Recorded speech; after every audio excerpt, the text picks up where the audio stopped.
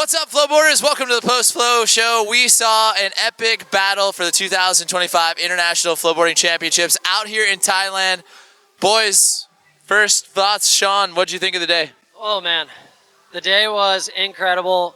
The riding was outmatched, and we had a fantastic smooth sailing day. We had a little bit of rain there for a minute, but it cleared up, and everything finished up perfectly. And we can't thank this venue enough for having us. And yeah, hopefully we'll be back next year.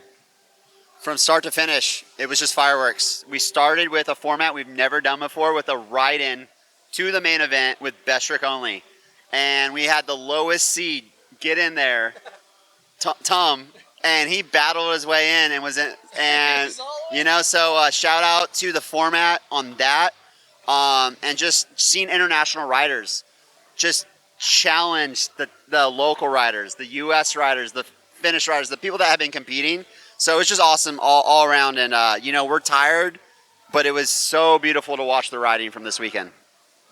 Yeah, speaking of the riding, we crowned some national championships. We're going to start off with bodyboarding.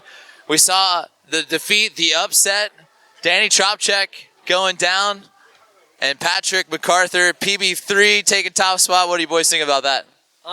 Yeah, man, it was a cool thing to watch. Daniel obviously hasn't been beat in a decade. It's crazy. It's crazy that he just got beat now by someone way younger than him. But that's how it goes. I mean, the younger generation comes up and they take the reins, and that's the beauty of competitive flowboarding and competitiveness all around. And I think it was a cool thing to see those guys battle it out. And the riding was insane. Unbelievable. Never seen it. You know, bodyboarding was Danny's. He's the champ. He still is the champ to me. But PB earned it, and that was really cool. He was going big and connecting combos, and it was just clean all around. But you know, Danny reminds me a lot about you. You know, he was champ for years where no one could beat him, and then it's passing the torch. And at the end of the day, they hug it out because it's about family, it's about sport. And, you know, I think Danny's been a great ambassador, and PB is now the champ, you know, and he's the guy to beat. And I'm excited to see people come for that crown. Yeah. Yeah, when you are the reigning champion, the shotgun goes back to you. You're going to go back. So now he's going to feel that pressure. He's going to feel that stress. And you know what? I think DT gets to kick back and go, You know what? Finally, I've been dethroned. I got to relax. Yeah. But then we flipped the script. Let's go to women's pro flowboarding. What on earth happened, Sean? You couldn't believe it either. Annie Finn? Who's Annie Finn to you? Oh, man. Annie Flynn, sorry. Yeah, she's been in this sport ever since I can remember, probably about 2012, 2013 when she came in. And she was the female to beat for a long, long time with her tech. And just her, like, male-like riding abilities. Like, honestly, her style, everything that she had resembled some of the male pros, and her flow and the tech, obviously, all together in one.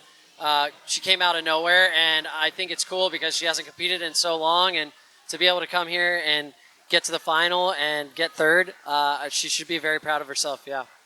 Yeah, you know, I'm going to run through the women's flowboarding is only going up.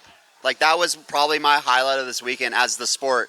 Seeing what the girls do in the U.S. from the U.S. Flow Tour, but from an international stage, we saw the biggest tricks we've seen, at least for me in a contest. So shout out to Annie just throwing the disco flip.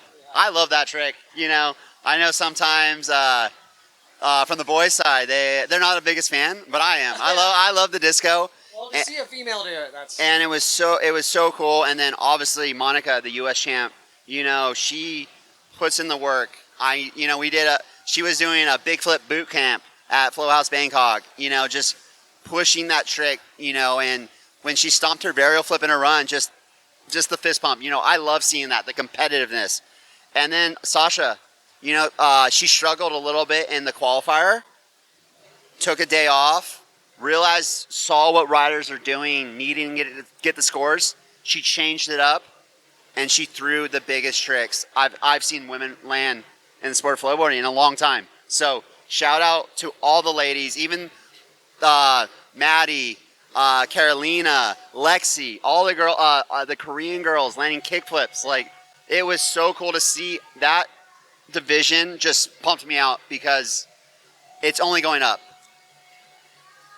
Yeah, and then speaking of going up, we had to climb a massive hill. 24 of the world's best flowboarders out here from start to finish. We saw some epic riding, and they scrapped and fought their way. But at the end of the day, Scott Callens goes home top.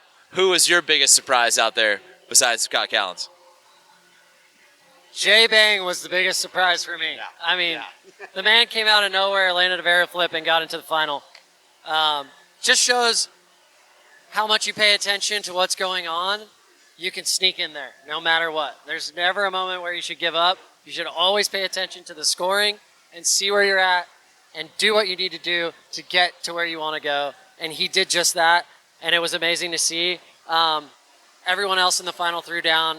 Some of those semifinals were unbelievable. The second one was the most unbelievable thing I have ever seen in my life, and I thought it was the final. I was like, holy crap, did this guy just win from Thailand? And Josh looks over at me, he's like, no, we have one more. I'm like, oh my gosh. There's more action. So yeah, it was incredible, and yeah, I was stoked to be able to see it.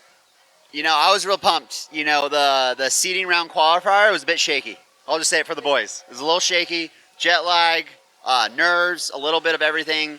But today they came ready to ride, and they put on a show. They showcased the sport in a beautiful way. You know, like as a judge, just putting those scores down and being confident with 9s, 8s, high 7s. They were excellent scores across the board and from every country.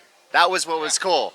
Riders just putting down runs, and there was definitely some standouts, like I said. But I got to give a shout out to cameraman TK, just throwing those switch laser, switch Vero heel, just spicing it up. So I got to give a shout out to my boy. But like I said, the Thai riders, it was really cool to see them throw down and hold down their wave. Yeah. Like, this is their wave. And they put on a show, and then Scott, that front foot impossible, he's got it. His run, that's what won him the contest, honestly. This is the best run I've ever seen you do, Scott. So just to let you know. He said it. Congratulations. Four flip tricks right off the bat, clean, stomped it, moving across the wave. It was beautiful to see. So shout out to Scott, the IFC champion. Yeah, Yeah, so what are some of the takeaways from the weekend? You guys saw great action. From the vibes, from the venue, from everything like that, what do we look forward to finishing out here strong on the 2024 tour? We just look forward to obviously coming back again, making it even bigger, getting more riders, getting more money, getting more sponsors, getting more support. Obviously, what Winfield was saying out there, getting it on TV. I mean, without viewership, there is no sport.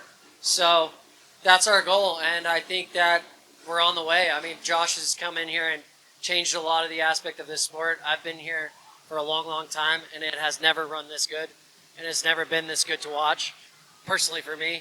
And I used to ride, so that's saying a lot.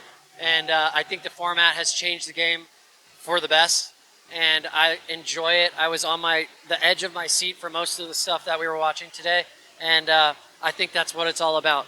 And I thank you guys for having me out here, and I'm glad I could come back. Yeah. For me, it gives me a lot of hope.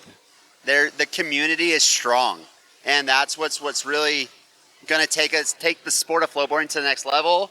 And it's a big team. It's FlowRider, it's Aqua Flowboards, it's Mac Boards, it's the different groups, the different countries around the world, just all doing it together and loving what they do. It's about flowboarding. And, at the end of the day, there's winners and losers, but, we all grow from it. And that's what's, and for me, I'm lucky because I feel like I get to do it with my best friends. We love being out here. We love watching flowboarding. We love flowboarding.